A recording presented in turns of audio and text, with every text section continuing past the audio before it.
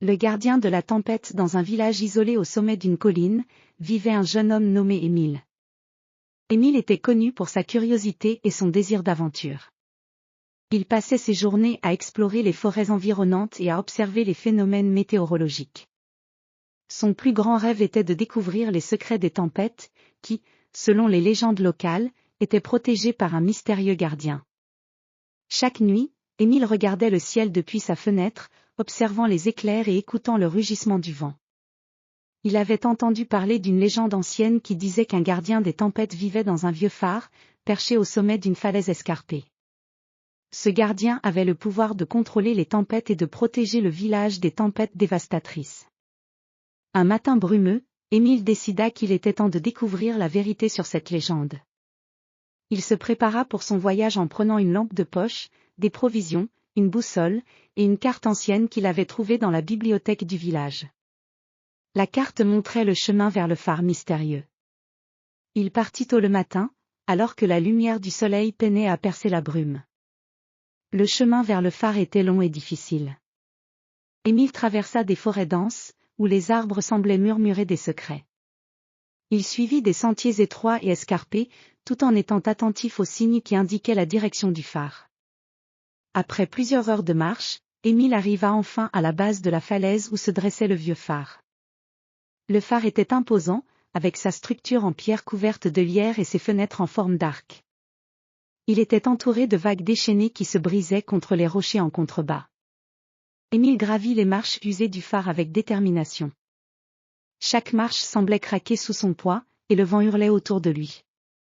Lorsqu'il arriva au sommet, il découvrit une pièce circulaire avec de grandes fenêtres en verre brisé, offrant une vue panoramique sur la mer agitée.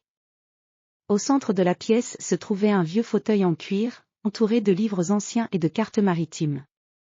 Émile s'approcha du fauteuil et découvrit un livre ouvert, avec des illustrations de tempêtes et de créatures maritimes.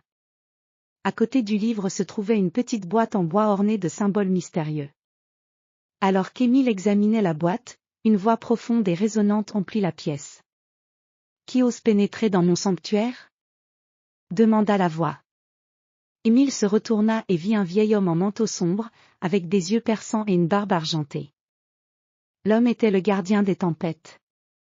Le gardien expliqua qu'il avait pour mission de protéger le village des tempêtes dévastatrices et de maintenir l'équilibre entre la mer et le ciel. Il avait le pouvoir de calmer les tempêtes et de guider les navires en danger. Cependant, il ne pouvait pas accomplir cette tâche seul. Émile écouta avec fascination tandis que le gardien lui racontait les secrets des tempêtes et les pouvoirs des éléments. Le gardien avait besoin de quelqu'un pour l'aider à surveiller les signes de tempête et à préparer les protections nécessaires pour le village. Émile, enthousiaste et déterminé, offrit son aide. Le gardien accepta avec gratitude et lui montra les instruments nécessaires pour observer les tempêtes, un baromètre ancien, un cadran solaire, et une paire de jumelles puissantes. Ensemble, ils commencèrent à surveiller le ciel et à étudier les signes annonciateurs des tempêtes.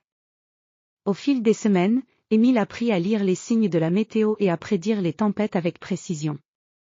Il découvrit les secrets des éclairs, des vents violents, et des vagues déchaînées. Grâce à ces nouvelles compétences, il aida à protéger le village des tempêtes dévastatrices et à sauver les marins en difficulté.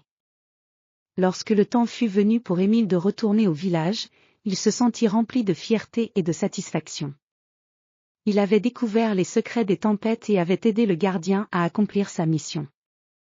De retour chez lui, il partagea ses aventures avec les villageois et leur expliqua l'importance de la vigilance et de la préparation face aux tempêtes. Le gardien des tempêtes remercia Émile pour son aide et lui offrit un petit souvenir, une pierre précieuse qui brillait comme un éclat de foudre. Cette pierre symbolisait le courage et la détermination d'Émile, et il la garda précieusement comme un rappel de son incroyable aventure. Émile continua à vivre dans le village, partageant ses connaissances et inspirant les autres à respecter les forces de la nature.